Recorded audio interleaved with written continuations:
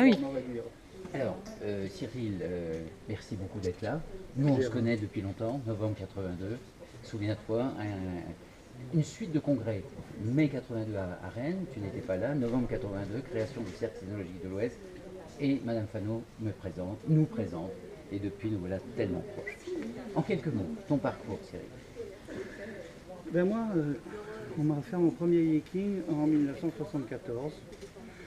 Et j'ose pas dire qui, mais enfin c'était une nonne bouddhiste canadienne Ah oui.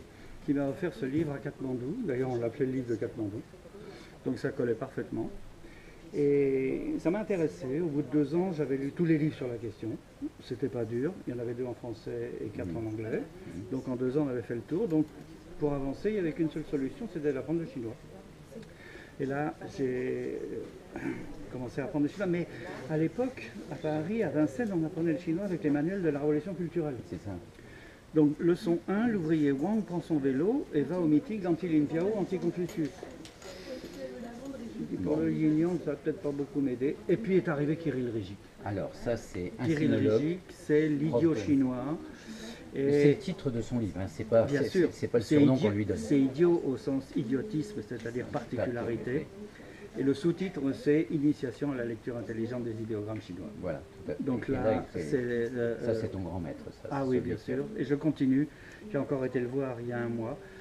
Et donc c'est lui qui m'a compris l'intelligence des idéogrammes. Et d'accord, si je permets, un petit souvenir. Au mois de juin, il y a 12 ans maintenant, quand tu avais organisé ce magnifique congrès sur le hiking, il était sur ce bateau le soir quand nous nous sommes promenés sur la Seine. Ça m'a permis de le rencontrer et c'est vrai, c'est un personnage fantastique. C'est ça. Alors, Cyril, c'est quoi ta passion dans ta vie? Ah ben c'est le hiking. C'est le hiking. Et je me suis aperçu maintenant que, après avoir créé le centre Joey, Association pour l'étude et l'usage du hiking, il y a 30 ans, qui a fait un bon travail, et je me suis aperçu que j'avais fait que la moitié du boulot. J'ai traduit le texte canonique du hiking, c'est La Brique Rouge chez Albin Michel. Fameux document. Tous les livres que Cyril a écrits, on les connaît maintenant tous. Mais il reste les commentaires officiels. Et donc maintenant je me mets un peu en retrait, et il faut que ça soit des amis de longue date pour que je sorte de mon bureau. Parce qu'il faut que je traduise les commentaires canoniques, c'est-à-dire 12 000 idéogrammes m'attendent l'arme au pied. Et c'est seulement après que je pourrai commencer à espérer me reposer.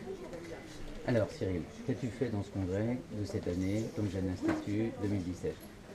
Eh bien, j'ai essayé d'apporter ce que les spécialistes de médecine, que je ne suis pas, ne pouvaient pas apporter, c'est-à-dire la perception chinoise de l'invisible, qui est, je crois, un élément fondamental de la médecine traditionnelle chinoise et qui est difficile à percevoir pour nous, les petits-enfants d'Aristote et de Descartes, et que donc j'ai essayé de l'apporter par des biais différents, par la peinture, par la poésie. Ça, pour ça, on a savouré. J'étais ce matin avec toi, c'était la seule conférence à laquelle j'ai assisté.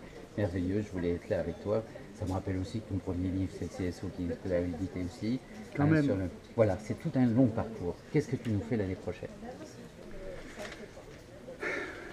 D'abord, tu es invité, tu le sais. Je viens de l'être. Officiellement. Si tu as envie, si c'est possible pour toi. Bien sûr, bien sûr. Et tu sais l'apport qui est le tien, de par ta connaissance sémiologique, historique. Et surtout de par le fait que je ne suis pas spécialiste de la médecine. C'est ça qui est intéressant. Et donc, il va voir. Je ne peux pas répondre maintenant. Mais tu as peut-être une idée. Non, toujours cette, cette particularité qu'a la pensée chinoise de savoir penser l'invisible, représenter le mouvement de façon immobile et voir toujours que tout est toujours en mouvement et que tout est toujours en changement. Et comme le dit le hiking, c'est la seule chose qui ne changera jamais. C'est que tout change toujours, tout le temps, même ton jeune institut. J'espère. Par contre, la définition que tu viens de donner, c'est vraiment la définition qu'un acupuncteur peut apprécier. C'est ça mon travail, en tant que thérapeute. D'accord. Comprendre l'invisible. Exactement. Mon cher frère, nous on est frères de cœur